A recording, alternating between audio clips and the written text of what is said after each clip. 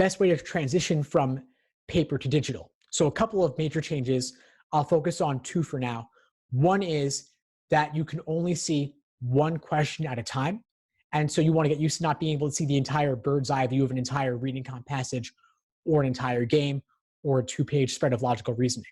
Only one question at a time. So you could either go really old school and take a piece of paper, cut out a hole in it, like a square, and overlay that on top of each individual question in your books to limit your field of vision to one question at a time. You could do that. Or you could simply go on LSAC's site at familiar.lsac.org, and I will type that in the chat here. There are currently a couple of questions, a couple of exams in the digital LSAT format. So you could go on LSAC's site, ideally with a tablet, and mimic that experience. Practice with the digital. Any old tablet will do.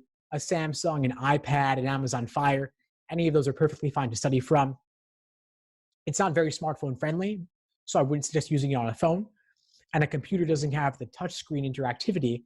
So a tablet, if you can, at least once or twice, is the best way to simulate this experience.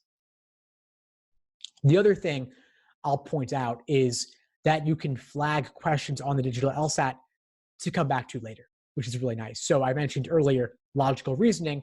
You might flag the toughest questions, skip them, come back later.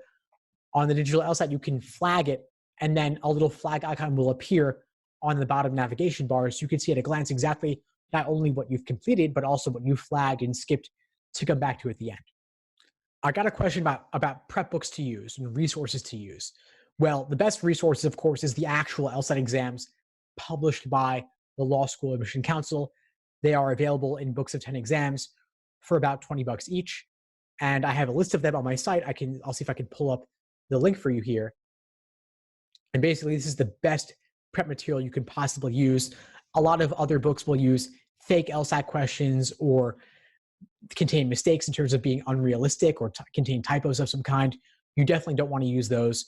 Better off using the actual LSAT exams. Aside from that, I would also recommend those study plans I mentioned earlier that lay out exactly what to be doing every single day, specifically how to use free resources like articles on my site in conjunction with the actual LSAT prep test questions. Thanks for tuning into the show. Please subscribe if you haven't done so already to be notified of new episodes as I release them. And feel free to reach out if you need anything at all as you move forward with your prep. I'm happy to help however I can. In the meantime, I'll wish you all the best and take care.